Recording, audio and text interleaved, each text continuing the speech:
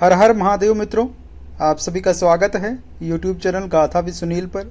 आपने अगर अभी तक गाथा विद सुनील को सब्सक्राइब नहीं कर रखा है तो सब्सक्राइब कर लीजिए। इस वीडियो में हम बात करेंगे कि ये 8 चीज़ें हैं जिसका पालन प्रत्येक हिंदू को करना चाहिए। ये 8 चीज़ें करने से हर हिंदू के जीवन में प्रगति को निश्चित करता है। नंबर 1 है तिलक लगाना। तिलक हिंदू सनातन धर्म में एक महत्वपूर्ण प्रतीक है जो कि संस्कृत शब्द तिल से उत्पन्न होता है और बीज का प्रतीक है। तिल का महत्व पवित्र अनुष्ठानों और दान के कार्यों में बहुत अधिक होता है। माथे पर तिलक लगाने की प्रथा उस धारणा पर आधारित है कि यह एक केंद्रीय बिंदु है जिसके माध्यम से व्यक्ति दिव्यता से जुड़ सकता है, जिससे उसकी आध्यात्मिक प्रकृति में वृद्धि होती है।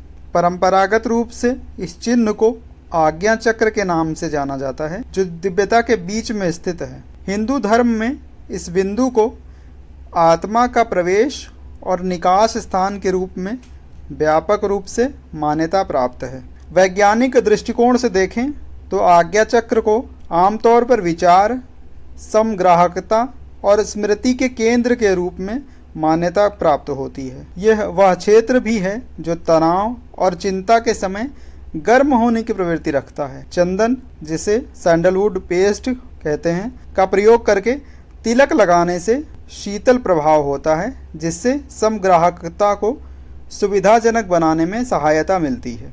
नंबर 2, अग्नि स्नान करना। अग्नि का अर्थ होता है आग। अग्निदेव इंद्र के जुड़वा भाई कहलाते हैं। उनके 2 मुख हैं। ऋग्वेद में अग्नि देवता को प्रत्येक देवता का मुख माना जाता है।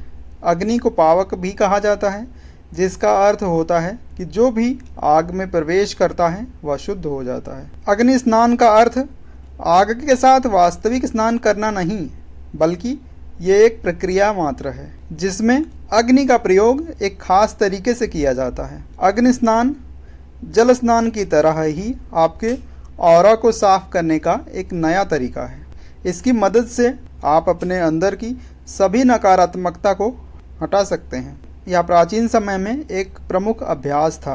हालांकि यह प्रक्रिया सिर्फ अपने शरीर की सिर से पैर तक आरती करने की तरह है, जहां कपूर का उपयोग किया जाता है। इसे सामान्य स्नान के बाद किया जाना चाहिए और आपको बहुत हल्के कपड़े पहनने चाहिए। इसके पश्चात के प्रभाव चमत्कारिक होते हैं। यह ध्यान के साथ अच्छी तरह काम करता है। नंबर 3 है कपूर जलाना। हिंदू मान्यताओं के अनुसार कपूर जलाना देवताओं की पूजा से पहले वातावरण को साफ करने की प्रक्रिया है। कपूर जलाने से प्रकाश और सुगंध फैलती है जो दोनों आध्यात्मिकता से जुड़े होते हैं। कपूर स्वयं अच्छी तरह जल जाता है और कोई अवशेष नहीं छोड़ता, जिससे आप हमारे वासनाओं के प्रतीक के रूप में जोड़ सकते हैं। कपूर को जलाना ईश्वर के साथ एकता का प्रतीक है और ज्ञान के प्रकाश को फैलाने को दर्शाता है। और वैज्ञानिक दृष्टि से बात करें तो कपूर में जीवाणुओं को मारने की शक्ति होती है। यह आपके घर के आसपास के वातावरण को शुद्ध करने का एक अच्छा तरीका भी है। नियमित रूप से कपूर जलाना हमारे घर के जीवाणुओं को मारने का एक प्रभावी तरीका है।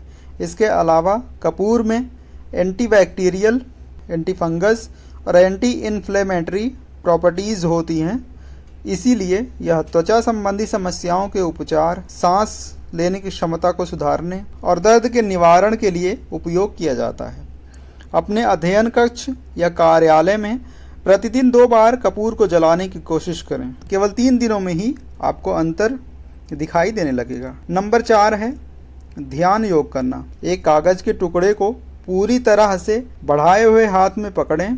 कुछ मिनटों में आपका हाथ दर्द करने लगेगा और वो छोटा सा कागज का टुकड़ा जो आपने हाथ में ले रखा था वो 5 किलोग्राम के डंबल की तरह ही महसूस होगा। अगर हमारा हाथ एक छोटे से कागज को भी कुछ मिनटों के लिए नहीं पकड़ सकता तो सोचें कि हमारे दिमाग की कैसी स्थिति होती है, जो कि हमारे सोने के समय में भी काम करता है। ध्यान योग कई अच्छी चीज़ें कर सकता है, लेकिन पहली चीज़ जो यह करता है वो हमारे दिमाग को आराम प्रदान करता है।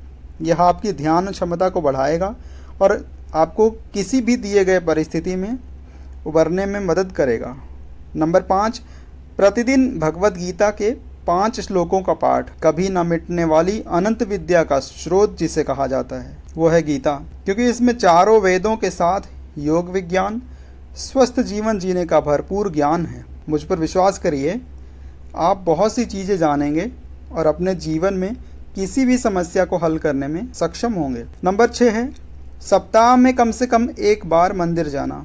मंदिर एकमात्र जगह है जो देवताओं की पूजा में शास्त्रीय जो दिशा निर्देश दिए गए हैं उनका पालन करता है, आध्यात्मिक प्रगति के लिए अधिक अनुकूल वातावरण प्रदान करता है। ऐसे मंदिर एक स्वच्छ और आध्यात्मिक वातावरण बनाए रखते हैं, क्योंकि उनका एकमात्र उद्देश्य देवता पूजा और अन्य आध्यात्मिक गतिविधियों को सुविधाजनक बनाना होता है। महत्वपूर्ण बात यह है कि एक उन्नत भक्ति के उन्नत चरण में जब हमारे हृदय में गहरा आदर समाहित होता है, हम सभी जगह व्याप्त पवित्रता को अनुभव कर सकते हैं और हमारे पूज्य भगवान की उपस्थिति को सभी स्थानों में प्राप्त कर सकते हैं। यदि आप मंदिर जाते हैं तो यह आपकी चेतना को उच्च करता है और आपको स्वयं साक्षात्कार की ओर नज़दीक ले जाता है। यदि रोजाना जाना असंभव हो तो सप्ताह में या फिर कुछ 10 दिनों 15 दिन की अवधि के अंतराल पर मंदिर की यात्रा अवश्य करें।